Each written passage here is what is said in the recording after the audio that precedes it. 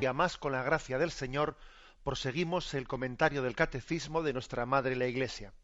Continuamos en esta explicación de cuáles son las vías del acceso al conocimiento de Dios. Pasando al punto 32, dice así. El mundo. Digamos que el Catecismo ha distinguido entre el mundo material y la persona humana como vías de acceso a Dios. Es una manera de dividirlas. Un tipo de razonamientos se van a basar en la existencia del mundo y otro tipo de razonamientos se van a basar en lo que es la persona humana. Bien, pues comenzamos por el mundo. El punto 32 dice, a partir del movimiento y del devenir, de la contingencia, del orden y de la belleza del mundo, se puede conocer a Dios como origen y fin del universo. En el fondo aquí está citando las vías de Santo Tomás, ¿no?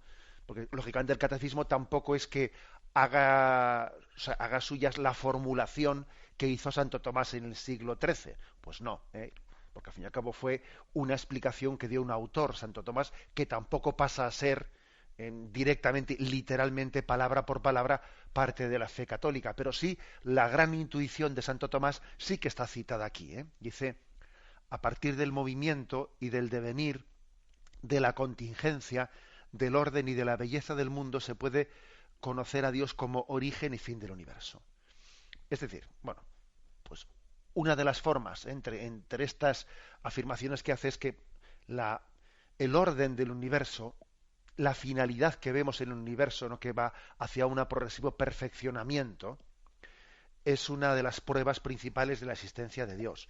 Corresponde principalmente con la quinta vía de Santo Tomás de Aquino, que además es la vía más popular, la vía que más personas, aunque no sean conscientes de que están apoyándose o formulando una quinta vía de Santo Tomás, pero cuántas veces la belleza de la naturaleza eleva los corazones al Creador.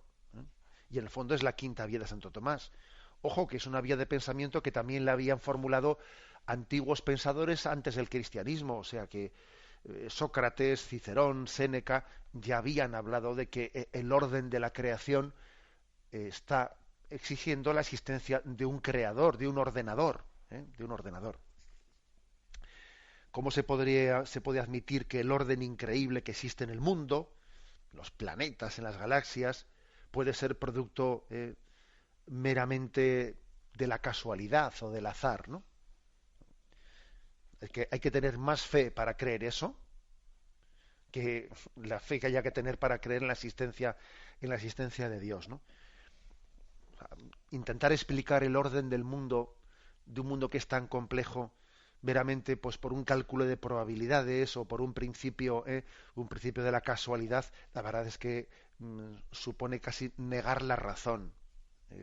Negar la razón. La casualidad es el nombre que damos a nuestra ignorancia. Casualidad, hombre, casualidad. Habrá que decir que es más bien una causalidad, aunque tú la desconozcas. Causalidad.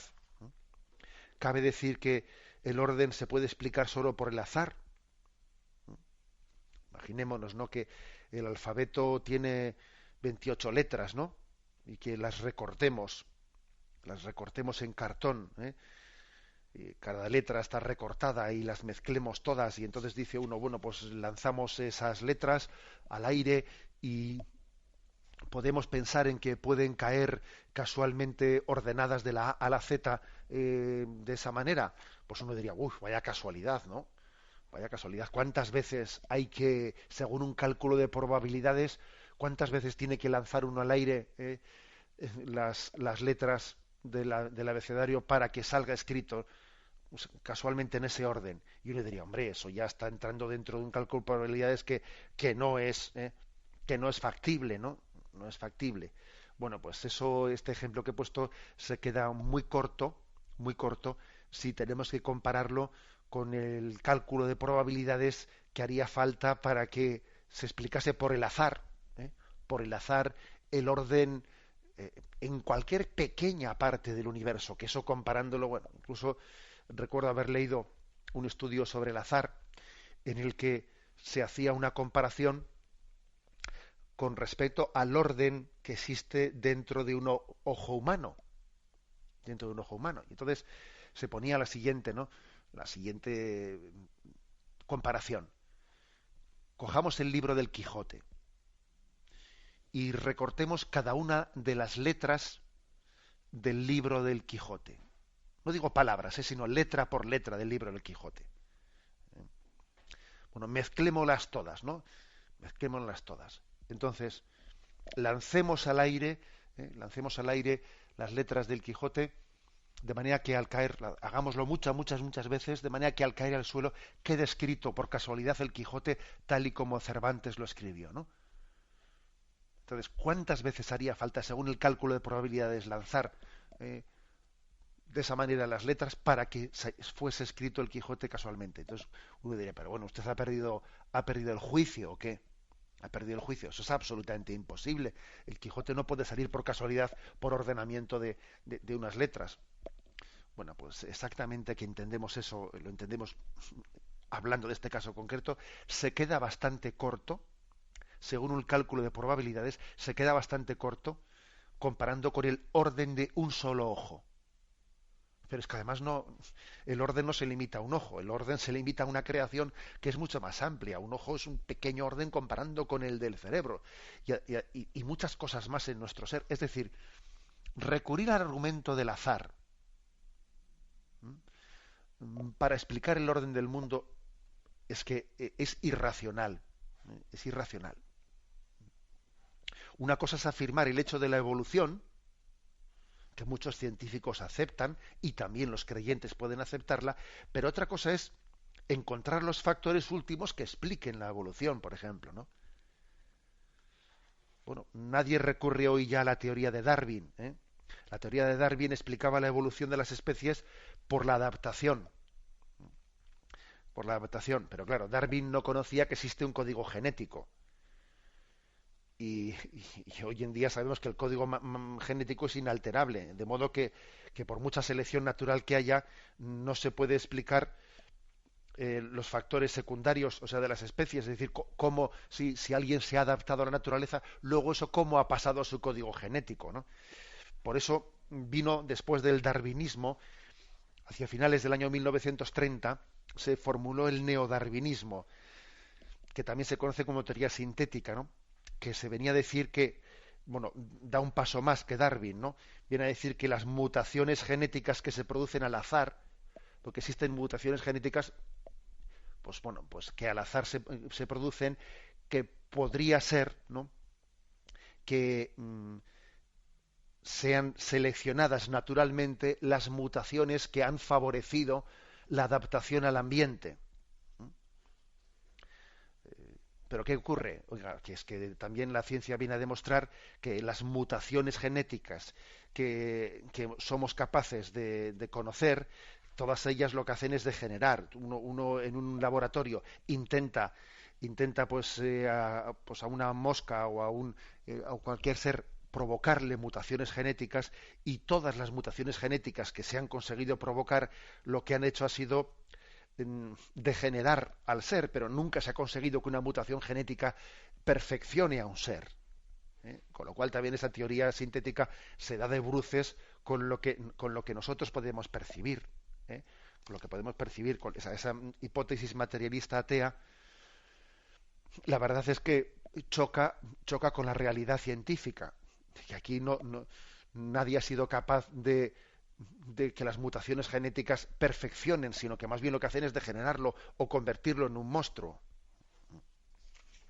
En resumen, que lo que venimos a afirmar es que el proceso de evolución del cual van saliendo proyectos increíblemente perfectos requiere una explicación de dónde viene ese orden, porque lo fácil es desordenar. Vamos a ver, todos somos conscientes de eso, ¿no? Lo fácil es desordenar. Pero ¿de dónde vienen las leyes que ordenan la materia? Eso en primer lugar, ¿no? ¿De dónde viene el orden? ¿Por qué existen esas leyes capaces de organizar estructuras y sistemas tan complejos? ¿Por qué no el caos? que desde el punto de vista estadístico es infinitamente más posible el caos, ¿no?, que el orden. Claro. Entonces claro que existen, por lo tanto, ¿no?, argumentos racionales para fundar la existencia de Dios, y uno que es el que Santo Tomás formula en la quinta vía, es el orden del mundo. El orden del mundo. El orden es, de hecho, fijaros bien, cuando ocurre algún desorden, no se escandaliza. O sea, es decir, porque, por ejemplo, ocurre un terremoto, ocurre un tal. Bueno, aparte de que también es cierto que el terremoto está permitiendo que al mismo tiempo crezcan los montes, y que al elevarse los montes, o sea, se empujan placas tectónicas que al empujarse permiten que los montes se eleven, y al elevarse los montes pues pueden permitir toda, ¿no?, una regeneración de la naturaleza. Pero obviamente también existen, ¿no? O sea, la creación no es perfecta. Existen pues daños muy grandes que se derivan de un terremoto. También existen mutaciones genéticas, como ejemplo como el síndrome de Down, que de vez en cuando ocurren, que hace que nazca un ser plenamente digno, ciertamente, pero con unas capacidades naturales mermadas. O sea, existen también desórdenes, pero ojo, si los desórdenes nos llaman la atención, es porque esos desórdenes están teniendo lugar en medio de un orden muy grande. Si no existiese el orden grande del mundo, los pequeños desórdenes que existen no llamarían la atención. Con lo cual, sigue estando ahí presente la pregunta ¿de dónde viene el orden? Porque también uno dice, ¿y de dónde viene el desorden? Bueno, es que una cosa que es obvia es que nosotros decimos que la naturaleza no es perfecta. Perfecto solo es Dios. Luego, la naturaleza tiene su nivel de imperfecciones, pero aunque los tenga, es racionalmente, o sea, humanamente incomprensible que exista un orden tan grande, porque lo lógico sería el caos. Eso sería lo lógico, si no existiese un ser infinito que ha creado el mundo, pero no únicamente lo ha creado, sino que lo ha dotado de todo un orden, de una finalidad hacia la cual el mundo va creciendo. Por eso quizás el orden, el argumento más popular de la existencia de Dios es el argumento del orden. Y cuántas veces la contemplación de la belleza, la contemplación de la naturaleza, o cuando vemos un programa de esos de televisión que habla de la naturaleza, uno dice, pero hombre, es impresionante ver el orden de la naturaleza, este equilibrio ecológico tan grande, ¿no?, que vemos en esos programas. Ese equilibrio ecológico, de él se puede deducir la existencia de unas leyes ordenadoras, y de esas leyes ordenadoras obviamente se tiene que deducir la existencia de un ser infinitamente inteligente que conduce los destinos de este mundo. Y Espíritu Santo descienda sobre vosotros. Alabado sea Jesucristo.